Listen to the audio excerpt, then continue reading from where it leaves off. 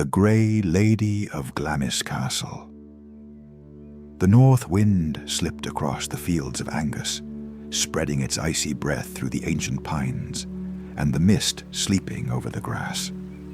At the heart of that landscape, like an upright shadow rising through the haze, stood Glamis Castle, with its grey stone towers, its ivy-covered walls, and its narrow windows that seemed to watch the passing centuries with silent eyes. As evening fell, the sunlight shattered into copper tones across the turrets. The bells of the little inner chapel rang out with a deep, solemn note that drifted away into the corridors. At that hour, the servants lit torches and lamps, while the shadows began to stretch along the hallways, as though they were ancient memories searching for a place to rest. It was the time of Lady Janet Douglas, the woman who, centuries earlier, had walked those walls with the grace of one born to nobility, but also with the steady strength of one who had learned how to carry her fate. It was she who, according to the villagers from nearby hamlets, still wandered the galleries on fog-bound nights, transformed into the Grey Lady of Glamis. Her story began long before the stones learned her name. She was born among heather-covered hills, the daughter of a distinguished family, tied to the powerful and feared Douglas line. From childhood, she loved the sound of wind moving over the lochs and the scent of rain on ancient stone. Her hair was so pale, it looked like silver beneath the moon, and her eyes held the melancholy of grey skies mixed with the gleam of the northern sea. When she was promised to John Lyon, the 6th Lord of Glamis, she accepted her destiny without fear. She remembered it as an autumn morning, when leaves swirled through the castle courtyards, and the sky looked like a mirror made of smoke. Marriage brought her to Glamis, and before long, the place became an extension of her soul. Vast, quiet, and filled with corners that only time could truly understand.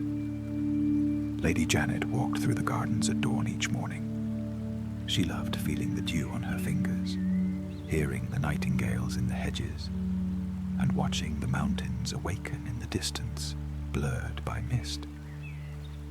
She often carried a book with her, or a sprig of lavender tucked between its pages, as if she wanted the fragrance to preserve the memory of that exact moment. In those years, the castle was a living world. Fires blazed in the great hall, musicians played lute and bagpipes, and the laughter of servants filled the air with an echo of life. Yet beneath that appearance of calm, Scotland seethed with intrigue. Clans fought for power, and the gaze of King James V weighed heavily upon all who belonged to the Douglas bloodline. Janet knew it, and though she never spoke of fear, her eyes often drifted beyond the windows, past the woods, as though she sensed a shadow drawing slowly nearer. One night, while rain struck the glass of the eastern tower, Janet descended into the castle chapel. The air was cold, thick with the scent of wax and damp stone. She knelt before the altar, a lit candle in her hand. Her lips moved in silence, and when she was done, she let the flame illuminate her face. In that moment, she swore that no lie would ever break her name, that even if injustice reached her, her truth would remain within the walls of Glamis. Winters passed. Rumors began to grow, fed by fear. They said Lady Janet was plotting with the Douglases against the king, that armed men gathered in hidden chambers within the castle, and that forbidden prayers could be heard on stormy nights. But in truth, there was only silence and solitude, and the wind making the windows groan. The day the king's soldiers arrived, the sky was grey as steel. Janet was in the garden gathering dry blooms from an ancient rose bush. She saw the royal banner coming up the stone road, heard the thunder of horses, and felt a strange calm in her chest, as if she had dreamed it all before. She did not resist. She went inside the castle, ordered bread and wine to be offered to the king's men, and waited. That night, when she was taken to Edinburgh, the castle was left empty. The servants said the torches went out on their own, and the air filled with the scent of lavender. The echo of Lady Janet's footsteps seemed to remain trapped within the stones. The trial was swift, unjust, and cruel. Accused of witchcraft, treason, and conspiring with spirits, she was sentenced to die at the stake before Edinburgh Castle. But those who were there swore that her gaze never broke, and that her final words were a promise. My soul will return to Glamis. My truth is there. And from that day on nights when the fog covered the fields and the wind carried the scent of heather and smoke, they said that a figure dressed in grey crossed the castle corridors. She left no trace of footsteps, only a faint murmur, as though the air itself were whispering her name. Many centuries later, when the story of Lady Janet had become legend and the castle belonged to other heirs, a young woman named Moira arrived at Glamis as a library assistant. It was autumn, and the forests surrounding the castle burned in shades of gold and red. Moira had studied ancient history in Edinburgh, and her passion was old Scottish chronicles. She dreamed of feeling the murmur of the past within walls that had truly lived it. The day she crossed the main gate, she felt a mixture of reverence and wonder. The stone was soft in color, almost silver under the sun, and every window seemed to hold a secret. Inside, the corridors were long and cool, and the air carried that ancient scent of wood, wax, and dampness that only very old places keep. The librarian, a grey-bearded man with a quiet voice named Seamus McRae, led her through the rooms. "Don't be alarmed if you hear footsteps while you're alone," he said with a faint smile. "Old walls speak from time to time." Moira smiled back, thinking it was only a kindly joke. But something in the way Seamus lowered his gaze made her think it was not entirely one. That night, when the castle fell silent and the wind brushed the towers like a sigh, Moira stayed by the fire reading. On the table before her lay a notebook and a leather-bound volume bearing the lion crest. Its pages held letters, dates, and one name that appeared again and again in faded ink: Janet Douglas. As she read, she heard a faint creak in the corridor. Then the almost imperceptible sound of a dress brushing against stone. She turned, but saw no one. Only the air moved gently, carrying with it a delicate fragrance, like dried flowers and smoke. Moira closed the book slowly. She rose, took a candle, and stepped into the hallway. Firelight flickered against the walls, sketching long shadows. She walked a few paces and thought she saw, at the far end, a faint figure. A tall woman in a grey dress, her hair pale as moonlight. She did not walk so much as drift, and her face, though beautiful, held such deep melancholy that it hurt to look at it. "Lady Janet?" Moira whispered without realizing she had spoken. The figure stopped. For a moment, the air turned colder, and the candle flame trembled. Then the grey lady lifted one hand, as if she wanted to touch the air before her, and slowly disappeared, leaving behind only the scent of lavender suspended in the dark. Moira stood still, unafraid. She felt she had witnessed something that belonged not to fear, but to memory. Dawn arrived veiled in mist, as though it had just been spread across the meadows. The castle breathed deeply, as if it had only just awakened from a very long dream. Moira opened the library shutters and let the pale eastern light pour in. Dust danced in the air, drifting slowly. She wrapped both hands around a steaming cup of tea and rested her fingers on the warm wood of the table. The memory of the previous night still pulsed within her, delicate as a rumor that refuses to fade. She did not want to tell anyone what she had seen. Not yet, at least not until she understood it for herself. Instead, she immersed herself in records, old letters, and inventories from earlier times. She searched for Janet between broken seals and half-forgotten lines. She gathered fragments. A note from the chaplain mentioning her habit of lighting a candle in the chapel every evening. A clothing inventory with one entry underlined, a pearl gray veil embroidered with silver thread, and an unsigned note perhaps written by a maid which read, "My lady walks at dusk through the western gallery, stopping to look toward the pines. She smiles rarely, but when she touches the courtyard flowers, her eyes grow bright." Moira closed her eyes for a moment and heard beneath the pulse of the castle the whisper of the breeze. There was no fear in that whisper, only waiting. That afternoon, Seamus McCrae appeared in the doorway holding a dark wooden box. He wore the peaceful expression of a man who had carried many stories and knew that each of them required its own moment to be told. "I found this in the map room. It may help you," he said, setting the box on the table. The latch gave way with a soft click.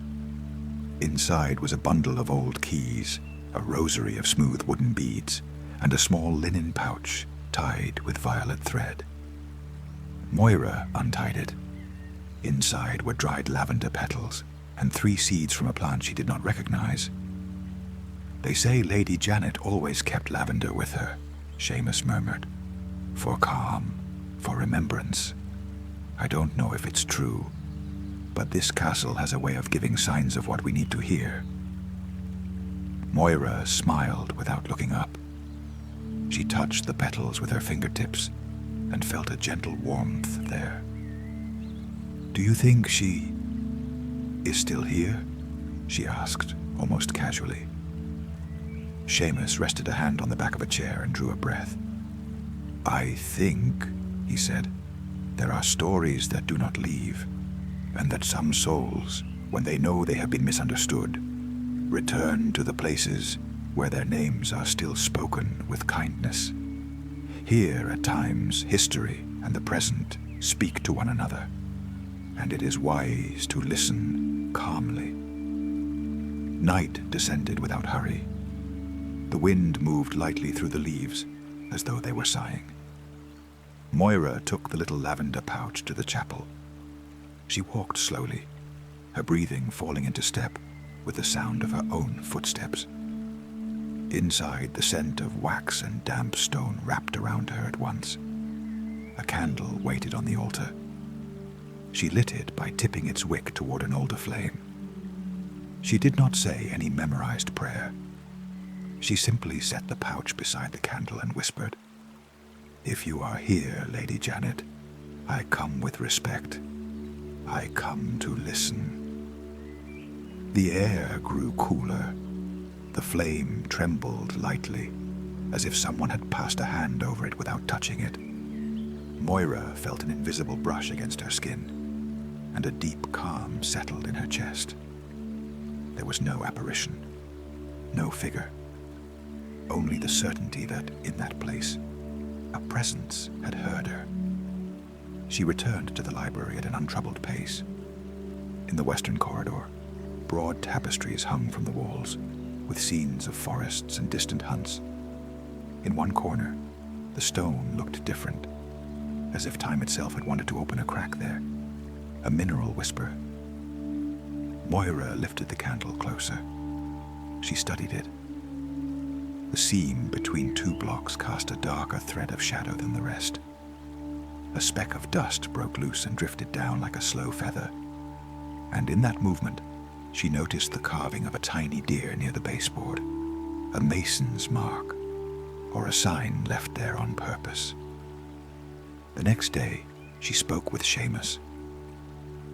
There is a stone in the western gallery that is not like the others. Seamus looked at her with a spark of friendly amusement. People in the castle often say the western gallery has ears, he joked. But something in his tone revealed that behind the joke, there was history. Can we see it? Moira asked, unhurried. Of course, after supper, when the castle is quieter. That night, the moon was wrapped in a light gauze of clouds. Oil lamps cast an amber glow over the stone. Seamus laid his old hands against the wall. He felt along it patiently, like a man reading a page worn thin by time. Here, he said at last, beside the tiny deer. This could be an old mechanism, not one made for grand lords, but for servants. There are passageways. Glamis has more of them than stories told aloud. Moira held the candle closer. Melted wax formed a bright rim. And if, she began, then stopped. She did not want to force anything. She did not want the gesture to feel intrusive. She remembered the calm of the chapel, the gentle way the flame had trembled. She lowered her voice. If this is an important place, I promise to be careful. Seamus nodded slowly. He pressed the mark lightly with his thumb. The stone answered with a soft click, a tiny sound, almost a sigh. A section of the base shifted half a span inward and revealed a dark opening behind it. It was not a grand door, only a breath in the wall, a narrow passage for a slender person or for the wind. What Moira felt was not quite a shiver. It was an ancient vibration, not fear, expectation. We won't go far, said Seamus, only enough to see what it keeps. Moira nodded. She took the candle and stepped in. The passage smelled of cold stone and the faint trace of something herbal. The wall was smooth in places, rough in others. After 2 steps, the sound of their movement returned in a low echo, like a voice humbling its own voice. Farther in, the passage widened enough for Moira to move more freely. The floor was clean, as if dust itself did not dare settle there too thickly. They found a hollow in the rock with a small ledge, and on it, a little wooden box. Moira touched it. The wood softened slightly beneath her fingers without breaking apart. She opened it. Inside lay a carefully folded linen handkerchief. One corner was embroidered with a J, intertwined with an L. Janet and Lion. Beneath it, a silver ring set with a tiny dull pebble, and a lock of hair so pale it seemed like a trapped thread of light in the dark. Moira felt the sweetest pressure in her throat, the way one does when a deep memory brushes against you. She closed the box gently. This should not be forgotten, she murmured. They returned the way they had come. The corridor seemed eager to close itself behind them and keep its secret. When they stepped out again, the western gallery welcomed them with warmer breath, with the smell of tapestries and polished wood. Seamus let out a long sigh. She will rest better if these things come back into the light, he said, but with respect. No displays. Somewhere quiet. The chapel, perhaps. Moira nodded. She carried the box in both hands. She paused in the chapel and set down the handkerchief and the ring, wrapped in a soft cloth, beside the altar. She asked for nothing. She only bowed her head, placed the box there, and thought a word of thanks. That night, she dreamed of an endless heather field, beneath a sky wrapped in light grey, and of a woman walking barefoot, her dress brushing the flowers. The woman did not speak. She smiled with gentle sadness. She held out her hand. In her palm were 3 dark, round seeds. Moira took them in the dream and slipped them into the inner pocket of her coat.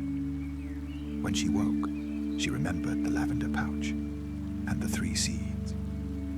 Carefully, she sat up. She took them out and held them under the dim light of morning. They were the same as in the dream. She smiled slowly. In the castle's small inner garden, beside the wall where the oldest ivy grew, she found a patch of soft earth. She planted the 3 seeds with her fingers. She covered them lightly with soil and watered them with clear water. Then she let the gesture go, almost as if she forgot it, with the kind of patience required by all things that must grow in their own time. Over the following days, the presence of the Grey Lady became clearer, not through apparitions, but through small signs. A breeze scented with lavender drifting through a closed room. A soft, wordless song heard on the spiral staircase. The faint impression of a mark in the steam on a mirror, beside the shape of a letter. A J that soon blurred away. Each afternoon, Moira began reading aloud in the empty library. She chose chronicles from Janet's era, but also poems about fog and coastlines, stories of mothers keeping watch at windows while men sailed northward. The sound of her voice spread among the shelves and seemed to settle on the spines like a bird coming to roost. At times the air grew gently colder, and the lamp flame flickered twice, as though someone were nodding. Moira would answer in a murmur. "Thank you for listening." One afternoon of heavier rain, the sky drew close over the castle in that deep grey known to the northern sea. Seamus appeared again, thoughtful-eyed. There is a story people tell in low voices about a closed room. It isn't the only legend, you know that, but this one carries a different weight. They speak of a chamber that does not appear on any plan, a room that only opens when the castle decides someone should enter. Moira listened without interrupting. "I don't know whether it exists," Seamus continued, "but I like to think that if it does, it opens not to reveal horror, but to finish some gesture left incomplete." Moira turned her eyes toward the western gallery. The tiny deer in the stone seemed to watch them patiently. "Perhaps," she said, "the room is a place of rest, a memory that needs air." That night, the wind plowed across the sky. Clouds ran like unfurled sails. The moon emerged for a moment and vanished again. Moira walked the castle slowly. She stopped at each window. She let her gaze rest on the dark horizon. In the western gallery, the deerstone no longer answered, as though the passage had surrendered itself to sleep. She did not insist. She kept walking at an easy pace. She passed a portrait of a woman in profile wearing a pearl grey veil, her gaze lowered. It was not a portrait she remembered noticing before. She drew closer. The painting had no plaque. Candlelight glimmered on the silver thread embroidered at the edge of the veil. Moira smiled. "Good evening," she whispered. "Thank you for watching over this place." The figure in the portrait seemed to incline her head by a fraction. Or perhaps it was only the flame drawing an illusion. Either way, the gesture comforted her. Dawn fell away at last. The castle drew a deeper breath, and the rain, weary now, turned into small music along the cornices. The first flower shoot emerged without fanfare. It came on the third dawn after the rain. A green point appeared beside the wall, tender and shy, as if asking permission. Moira saw it while passing with a basket of books in her arms. She stopped, set the basket on a stone bench, knelt, and smiled with silent pride. She touched the leaf lightly with her fingertip, careful not to disturb it. "Good morning," she said softly. "Grow at your own pace." That same day, a group of visitors toured the castle with the curator. Their footsteps echoed in the corridors, their voices a gentle murmur rising and falling. At one point, while the group studied the armor in the great hall, an older woman wandered into the library. Moira greeted her with a slight bow of the head. The woman wore a soft wool shawl over her shoulders and carried the sweet scent of fresh-baked bread. "I'm looking for a book my grandmother used to mention," she said. "A little devotional, leather-bound, with a metal clasp. She said it belonged to a lady from here. I never knew whether the story was true." Moira led her toward the oldest shelves. They ran their fingers along the spines. In a lower corner, they found a little book with brown leather covers and a worn metal clasp marked with a faded clover. They opened it carefully. On the first page, in the finest handwriting, were the words, "For J, may silence be mirror and never erasure." The signature was only a soft flourish, but the date was clear, 1525. The older woman pressed one hand to her chest. "How strange," she murmured. "My grandmother used to tell that story while she baked bread. She said the lady returned whenever the air smelled of yeast and warm loaves." Moira smiled. "This castle recognizes what loves it." She left the little book on the table and lit a candle, the air filled with wax. And beside that scent, very faintly, rose the fragrance of lavender, like a visitor stepping in on tiptoe so as not to interrupt. The older woman lifted her gaze and smiled at an invisible point to her right. "If you're here," she said, "your memory is being well cared for." That night, Moira decided to read by the fire, but not alone. She invited Seamus and the curator. She suggested a simple reading, not about trials or kings, about walks along the coast, about birds' nests on cliffs. She read in a thread-like voice, slowly, leaving pauses at the end of every sentence, as if allowing space for the flame to breathe. When she closed the book, they let a long silence pass, almost medicinal, easing something deep inside. Then Seamus spoke like a man whispering a blessing.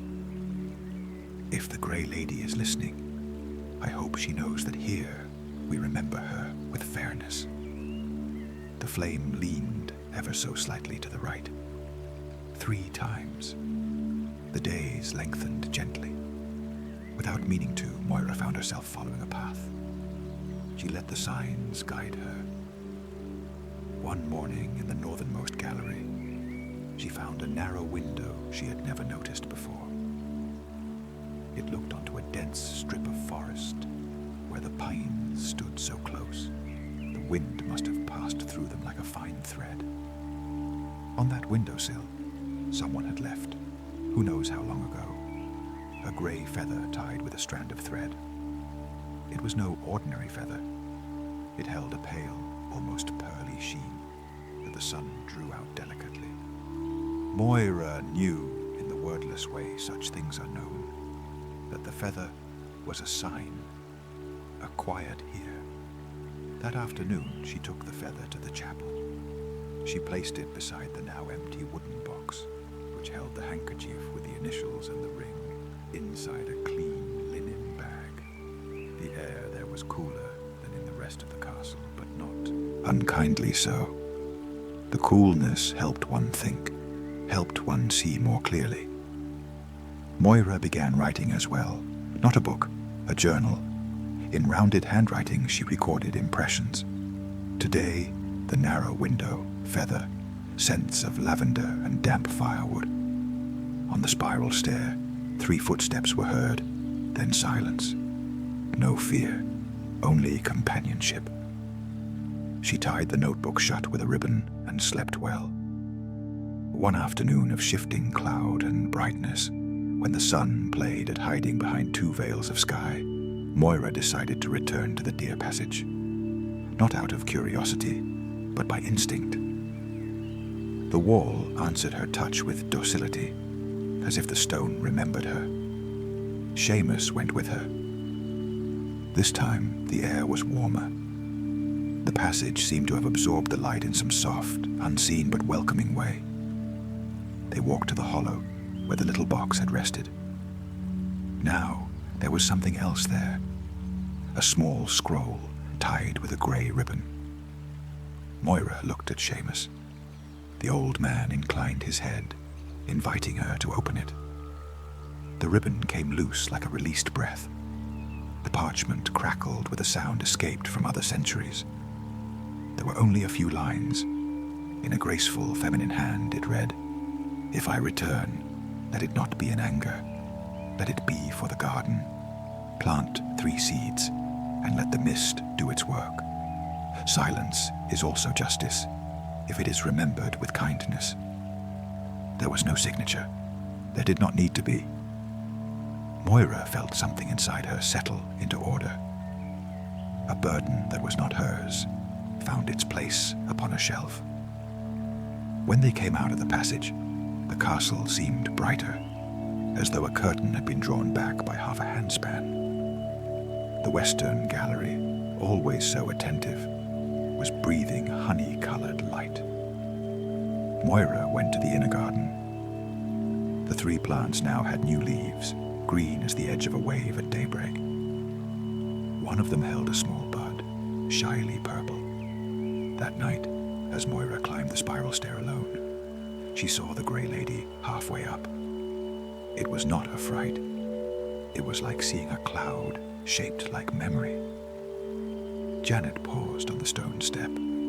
She looked at Moira, the way one looks at someone who has performed an act of kindness without expecting anything in return. No voice was heard, but Moira understood the meaning with perfect clarity, the way one understands the contents of a letter without reading it aloud. "I returned, not to suffer, to watch over."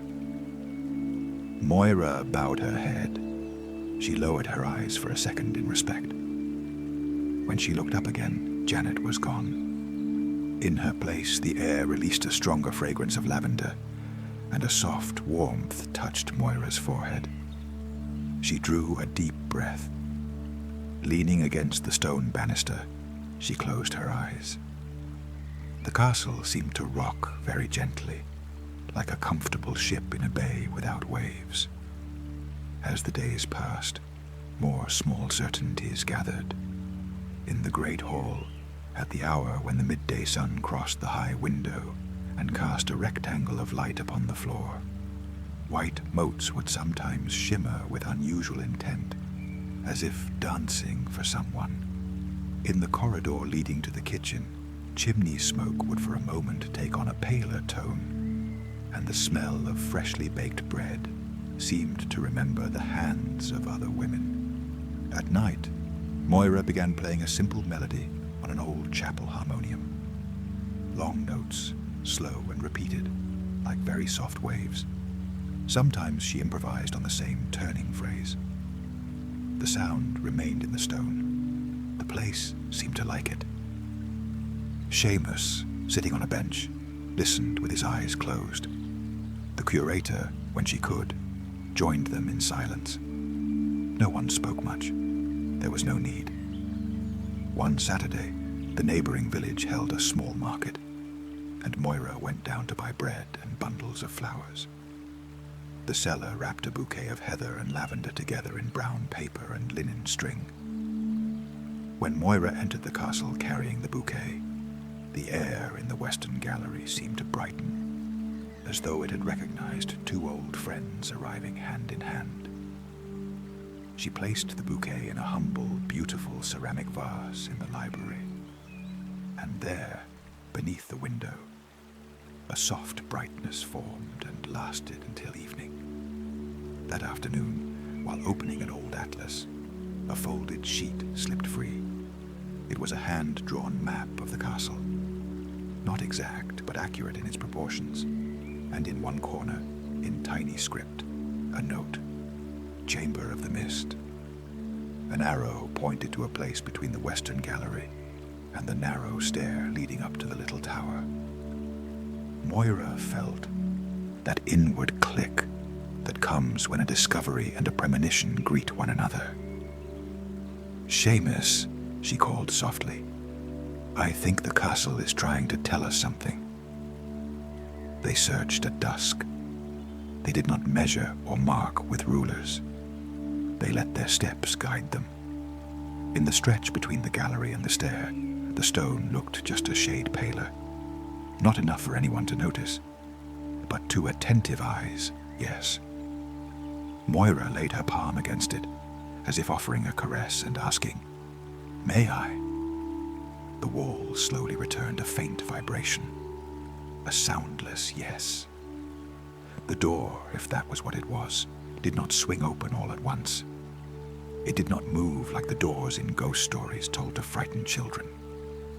It dissolved, like mist thinning beneath a shaft of sunlight. And then, behind it, appeared a small chamber, intimate in size. Smooth stone walls, a high slit window through which slanting golden light entered, seeming to withdraw and return with every passing cloud. In the center stood a wooden bench polished by time, and on the bench lay a pearl-gray blanket edged with silver thread. Moira did not step forward at once. She watched, she breathed, then she entered one step at a time. She laid her fingers on the wood. It was warm, like a book someone has just finished reading. Seamus remained at the threshold, as if respecting an unseen boundary. Moira whispered, "Thank you for showing us this." There was no wind, no doors banging, no distant voices. Instead, there was something better. A compact, tender peace that settled across Moira's shoulders. A happy weight, if such a paradox may be allowed. The light from the slit window shifted tone very slowly. The silver thread along the blanket's edge glimmered faintly. Moira touched it with a fingernail, and it answered with a muffled yes, like the string of a very old harp brushed by a finger. "It is a room of rest," Seamus said reverently. "The castle keeps it hidden until careful hands live within its walls." "Not to hide," Moira replied. "To remember without pain." Moira laid the grey feather upon the bench. Beside it, she placed a sprig of lavender from the market bouquet, and over both, a note from her journal. "Thank you for staying. Thank you for returning without anger." The air in the room grew warmer by a degree. It was almost imperceptible, but real. For an instant, the light turned more golden. Then it settled back into its usual gentleness. That night, in the library, Moira read aloud a short passage from a chronicler writing of the women of the House of Glamis. Not of politics, not of alliances, but of hands that mended, of eyes that watched the fields before harvest, of lullabies sung on stone staircases. When she closed the book, she felt behind her the soft presence of the Grey Lady. She did not turn. There was no need. "You are home," she said very quietly. The hallway clock struck 9 with notes that seemed to fall into a bowl of water. Moira let herself be rocked by that sound. Outside, the night was broad and high. Inside, the castle was a breathing room, and the lady was part of that calm breath. In the days that followed, the Chamber of the Mist became a place of discreet visitation. No one announced it. It was not shown on guided tours. It was rather a small sanctuary. Each afternoon, Moira entered with a cup of tea and a book in her lap. She sat on the bench and read in silence.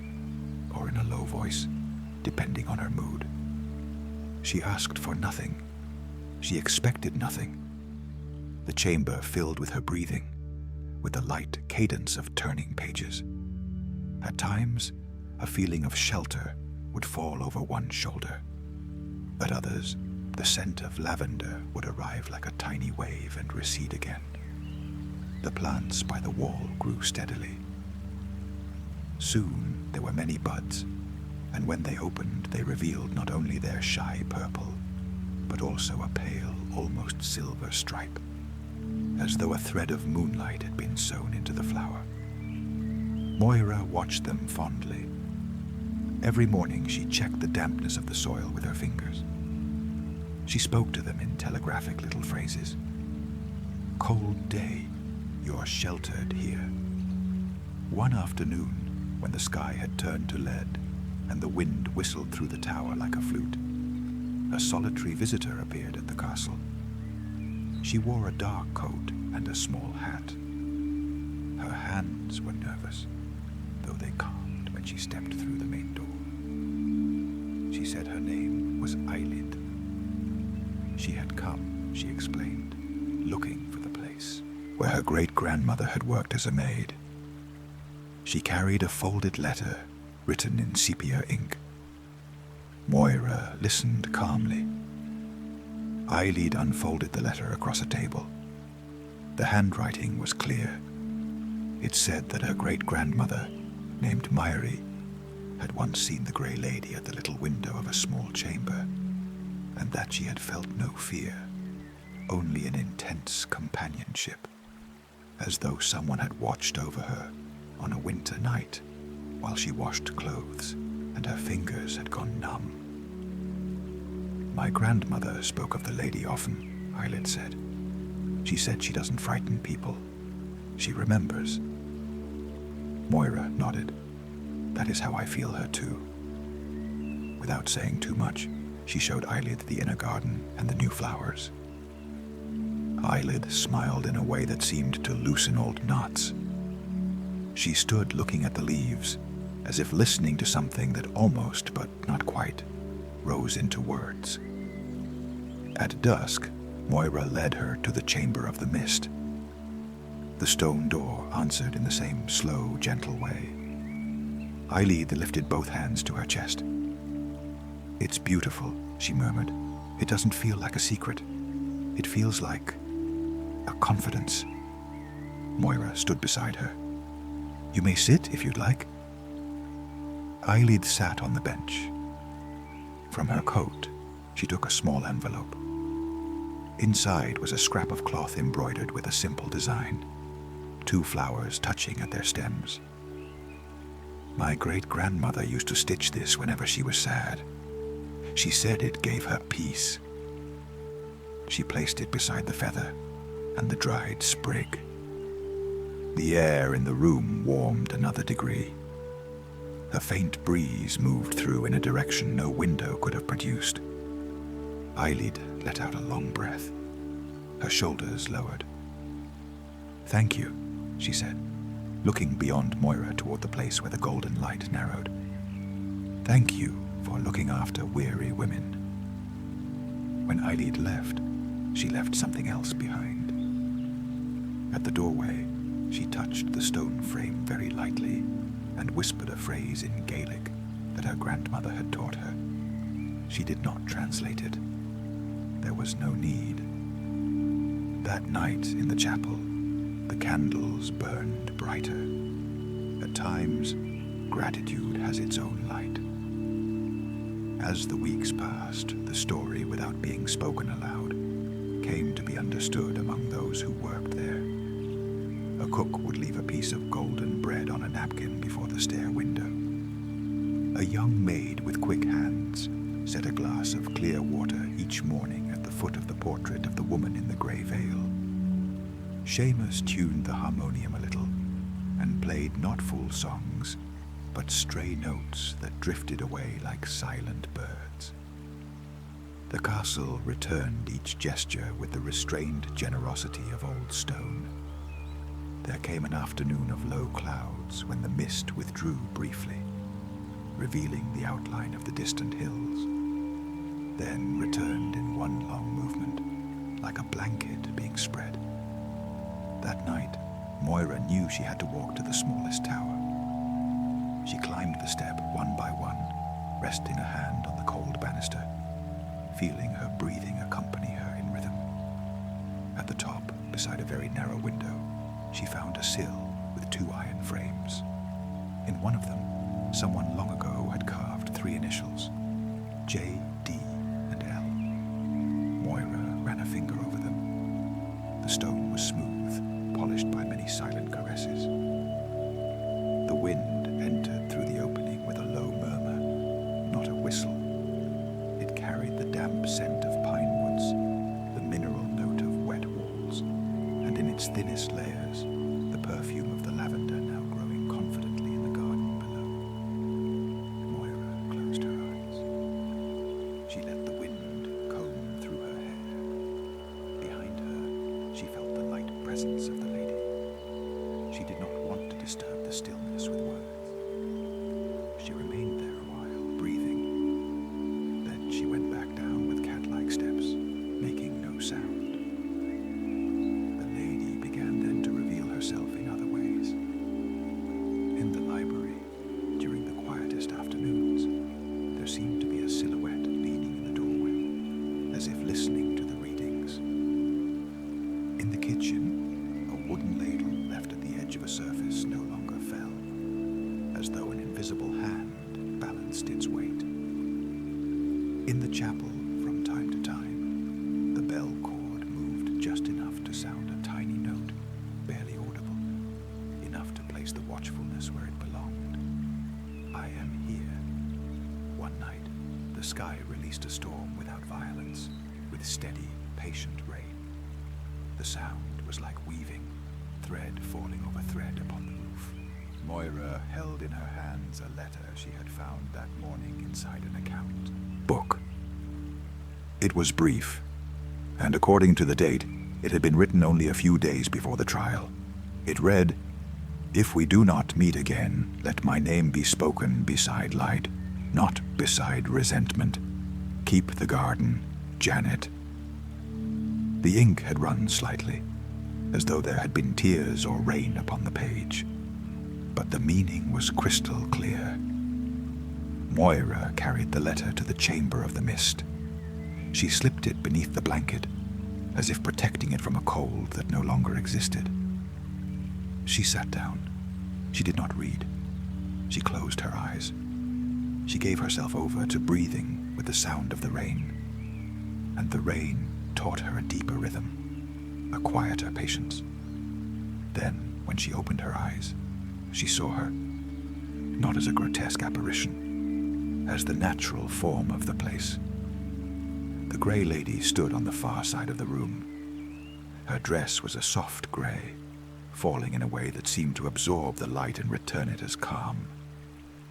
Her pale hair was gathered with a simple comb. Her eyes were grey as well, but carried flashes that recalled the surface of a lake touched by a brief shaft of sunlight.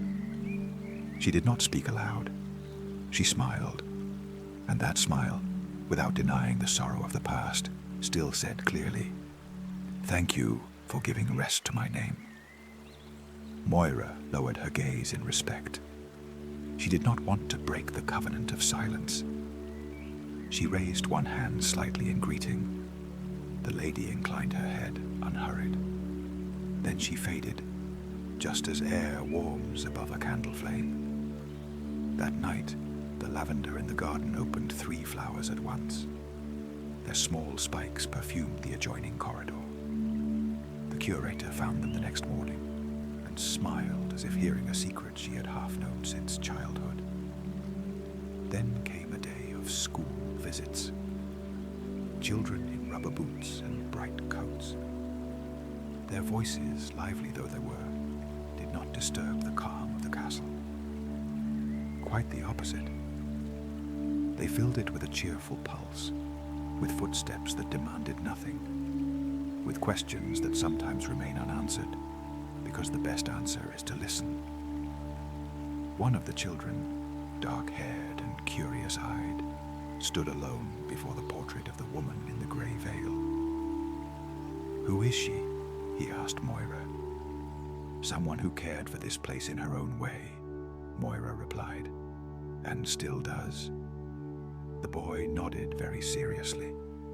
From his pocket, he took a grey marble with a silver sheen. He placed it on the windowsill and said, "So she won't be lonely." Moira held back a soft laugh, not out of mockery, but because the gesture was so beautiful. "Thank you," she said.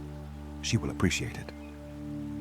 That night, the marble shone in the moonlight like a kindly eye, and on the spiral stair, someone unseen seemed to wrap the shadow in a warmer cloak.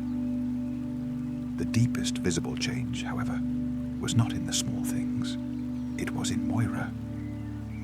Her breathing grew slower. Her hands grew more patient.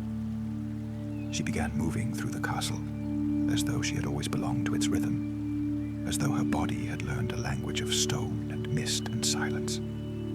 She began speaking to visitors that way, too, in a tone that neither rose too high nor fell too low. She offered a story, then left a pause, then another. Each person found a way of hearing it for themselves. On a very clear winter afternoon, the sun slanted into the great hall and painted a perfect rectangle of light upon the floor. Moira sat at the edge of it and let the warmth touch her knees. Then she remembered something she had not remembered in years. When she was a child, her mother used to light a candle by the window on sad afternoons. She never explained why. She simply lit it. And now, Moira understood the gesture. It was a way of securing a presence, a companionship that did not need explanation. She smiled inwardly. Seamus, passing by, stopped. "You're thinking of someone," he said. "Of all of them," she answered.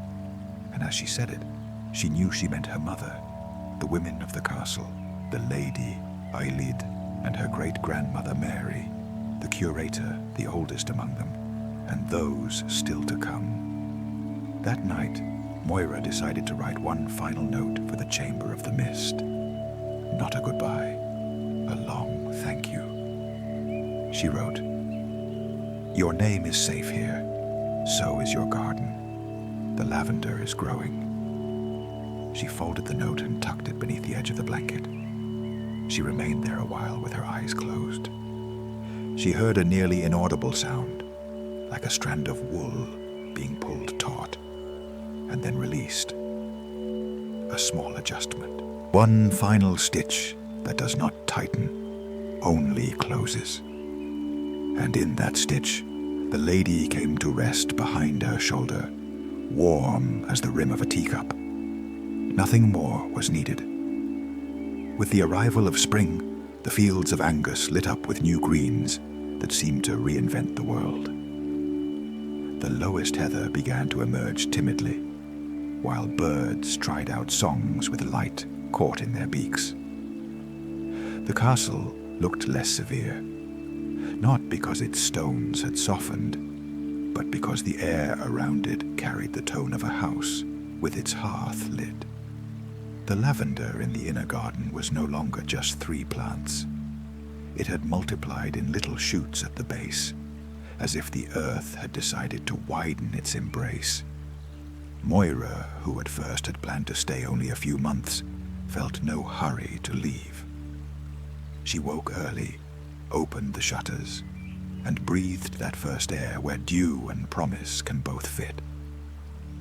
In the library, she had begun ordering certain shelves with monastic patience, returning each book to the place that seemed most naturally its own.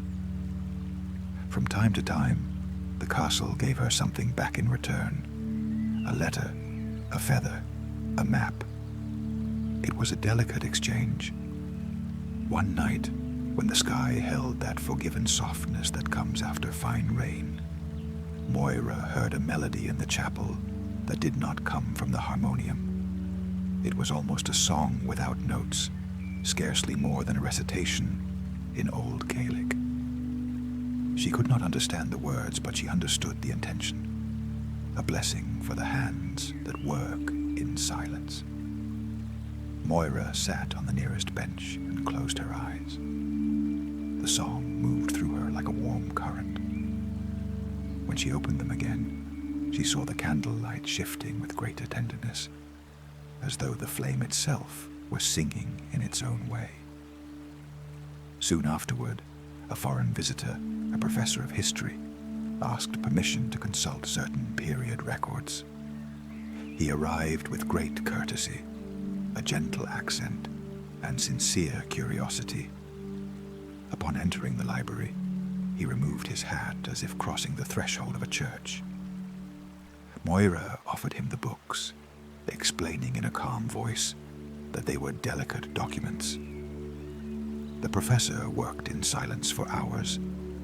At one point, he looked up and said, "I have known the story of the Grey Lady since childhood. In my house it was told as both a warning and comfort. Now I see that it is not a warning. It is a shelter." Moira smiled, with that almost invisible smile seen more in the eyes than on the mouth. Here, we have learned to listen to her calmly. When he left, the professor gave her a small booklet containing a simple four-handed composition, black and white photographs of the nearly empty castle, interwoven with brief verses in English and Gaelic. He had titled it Lavender in Stone. Moira accepted it the way one accepts a glass of water during a long walk. Around that time, Seamus brought a surprise. From the upper attic, he rescued a small harp with no strings, its frame curved like a half-moon of wood. "It won't sing," he said, "but the gesture matters. Wood remembers." He placed it in the chapel beside the harmonium. When Moira ran her fingers along its frame, she felt a thrum, the faintest remnant of vibration, as though some invisible string were still stretched somewhere else. She told herself that perhaps the lady could hear it that way. The chamber of the mist remained true to its nature, discreet, kind, protected from excess. Inside it, the light seemed to come from very far away, and yet somehow arrive exactly on time. Moira began bringing small things to place on the bench. A sprig of heather, a dry leaf the wind had left on the sill, an old button she found in a sewing drawer. In return, the room gave subtle signs. An almost imperceptible warmth climbing up her hands, a fragrance that appeared and vanished, a very fine brightness that seemed to clear space around her head. The lady, for her part, sometimes revealed herself without taking form, as shelter. On the night when a village child, frightened by a nightmare, visited the castle with his parents and stopped in the chapel to calm down, the air settled over his back like a blanket. The mother smiled without fully knowing why. "This place makes me feel better," she said, and the child fell asleep for a while on the bench as light rain fell behind the stained glass. There was also an afternoon of music. A bagpiper from the village, an old friend of Seamus, came up to the great hall to try a slow air. He did not play anything martial or piercing. It was a gentle lament that asked for no tears, only a longer look at the horizon. The drone of the pipes filled the hall with a deep vibration, like a heart at rest. As those smooth notes sounded, Moira saw, high upon the wall, a paler shadow pass delicately from one side to the other. The lady was listening, understanding, keeping it all. At the end, the piper left a tiny bunch of heather on the hearth and said, "For the one who watches over." Spring also brought letters, not many. Some people who had visited Glamis wrote to say they had slept better afterward, that they had gone away with a calm resting on their shoulders like a shawl. One woman wrote that before the portrait of the Grey Veil, 2 years of grief had finally loosened, and she had been able to remember her sister's face without the old stab of pain. Reading it, Moira thought that perhaps this was the silent justice spoken of in the parchment. Not the restoration of a name, but companionship for those carrying burdens. On a night of very thin moonlight, Moira felt she should take a small wooden bowl filled with clear water into the chamber of the mist. She did not know why, but she trusted the impulse. She placed it on the bench beside the blanket. The slanting light from the narrow window reflected in the water and cast a trembling pattern on the wall, like slow fish moving beneath a surface. For 1 second, the room smelled faintly of river. Then it returned to its own fragrance: lavender, stone, dust lit from within. The next day she found the rim of the bowl damp, as though the air itself had drunk from it. She smiled. We all drink from somewhere, she thought. That same day, Moira discovered another carved mark, this time on the inner stair of the tower. It was a small flower with 6 petals, simple and unadorned. Beside it, someone in some forgotten year had etched in a tense hand, Janet. No surname, no title, only the name. Moira ran her finger over it simply because she wanted to. The loveliest thing about a name is when it can be spoken without weight, without chains. Janet, just that. One bright, windy afternoon, the curator, who rarely showed emotion, entered the library with damp eyes. I dreamed of her, she confessed. It was not entirely a dream. We were walking through the western corridor. She showed me a loom. She told me, without words, that each thread is a life, and that the weaving turns out better when no one pulls too hard, too fast. Moira listened without hurry. She is right, she said. We have learned to weave more slowly.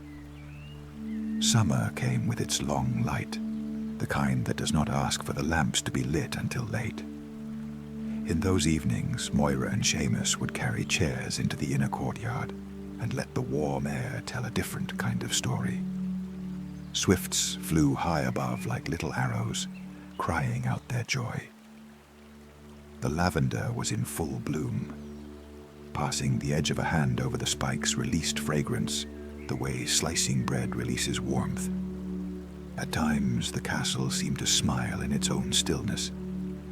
And in the middle of that gentle summer, one last thing happened. One thing that changed nothing, and yet completed an orbit. At the base of the smallest tower, where the stone had always been smooth and unmarked, a faint inscription appeared. So faint, it could have been mistaken for shadow. No one present had carved it. It was neither vandalism nor clumsy gesture. It was as if moisture, light, and time had decided to write. It read, "The garden is made." And beside the words, a tiny lavender spike. Moira passed that way one morning with a basket of books. She stopped. She read it. She was not greatly astonished. What she felt instead was a long rest falling across her shoulders like a shawl. A rest that instead of making one drowsy, clarifies. She carried the news to Seamus. The old man read the stone, closed his eyes, drew a deep breath. "Then," he said, "the lady will no longer wander in sorrow. Not because she is leaving, because now the place of her name is a garden." That afternoon, Moira entered the chamber of the mist with a bouquet of lavender and heather, and a white handkerchief she had embroidered at night, without designs, only with regular stitches that helped her set her mind in order. She left it upon the bench. Then she sat. She did not speak. She let the light wrap around her. After a few minutes, the shape of the lady formed in the brightness, like water revealing a stony bottom. Janet looked at her with clear gratitude. There was no sadness now, or if there was, it was the kind that belongs to all things that have been and no longer hurt. Moira bowed her head. "You remain," she whispered.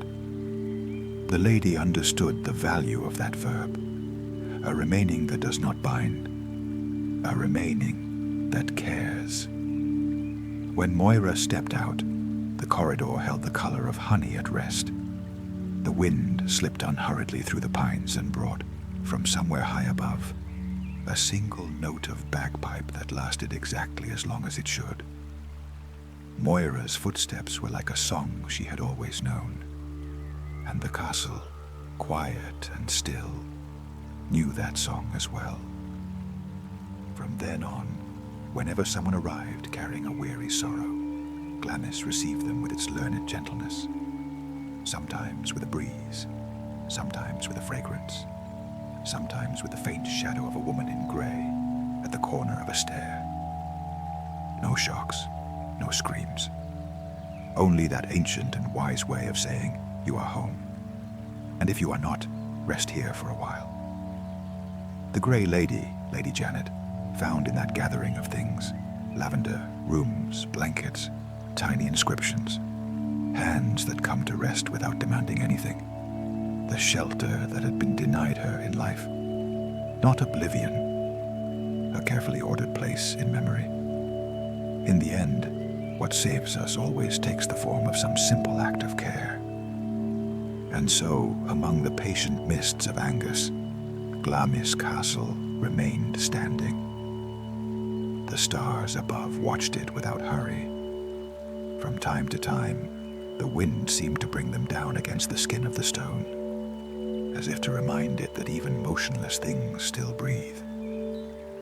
And if someone happened to pass through the western gallery in those quiet hours, when the night is no longer fully night and the day still does not wish to begin, they might feel a gentle presence, scented with lavender, asking for nothing, claiming nothing, only keeping company. It is the Grey Lady, some would say, and thus the name was spoken without pain, with the serenity of names that have at last come to rest. And Moira, in the library, went on reading each afternoon in a slow voice. Not out of habit, but because when that voice settled low, it set the world in order. And the lady in the chamber the castle had opened for her listened. Perhaps she smiled. Perhaps from time to time she inclined her head when the harmonium sounded a note that resembled her childhood in a field of heather. In that way, time found its rhythm, and sleep came more easily to all who had the good fortune to remain for a single night under the shelter of those stones.